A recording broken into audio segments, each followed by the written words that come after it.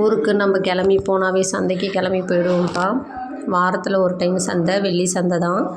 காலையிலே போனால் அவ்வளோ கூட்டமாக இருக்கும். ஏன்னா தனித்தனியாக சந்தை இருக்கும். ஆடு சந்தை ஒரு பக்கம் இருக்கும், கோழி சந்தை ஒரு பக்கம் இருக்கும், காய்கறி சந்தை இருக்கும். ரொம்ப ரஷ்ஷாக இருக்கும். சரின்னு சொல்லிவிட்டு நாங்கள் காலையிலே போகல, சாயந்தரமாக தான் கிளம்பி போனோம்.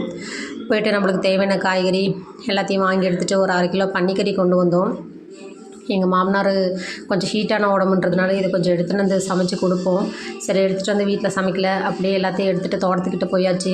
தோட்டத்துலேயே வச்சு சமைப்போமேன்னு சொல்லிட்டு கொண்டு வந்துட்டு எல்லா திங்ஸையும்.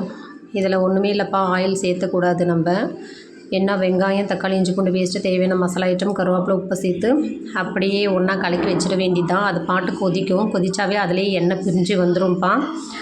கொதிக்க வச்சாச்சு. ஒரு 1/2 மணி நேரம் ஆச்சு. சிக்கன் மாதிரி தான் இது, டக்குன்னு வெந்துடும். நம்மளுக்கு ஆட்டுக்கறி மாதிரி இல்லை. அப்படியே வச்சுட்டு எடுத்து சாப்பிட்டு பார்த்தாச்சு. சாப்பிட்டு பார்த்தா டேஸ்ட் ரொம்பவே நல்லாவே வந்திருந்தது.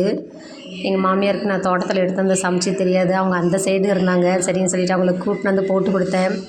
சாப்பிட்டு பார்த்தாங்க. சாப்பிட்டு பார்த்துட்டு அப்படியே பையனுக்கும் கொடுன்னு சொல்லுவாங்க. எப்போயுமே அவங்களும் சாப்பிட்றதெல்லாம் இல்லை, அவங்க பையனுக்கும் கொடுக்கணும். அப்புறமா 2 பேரும் சாப்பிட்டு முடிச்சுட்டு மிச்சம் மீதி அப்படியே வீட்டுக்கு எடுத்துகிட்டு கிளம்பிட்டுப்பா. இன்றைக்கி பொழுது இப்படி தான் போச்சு.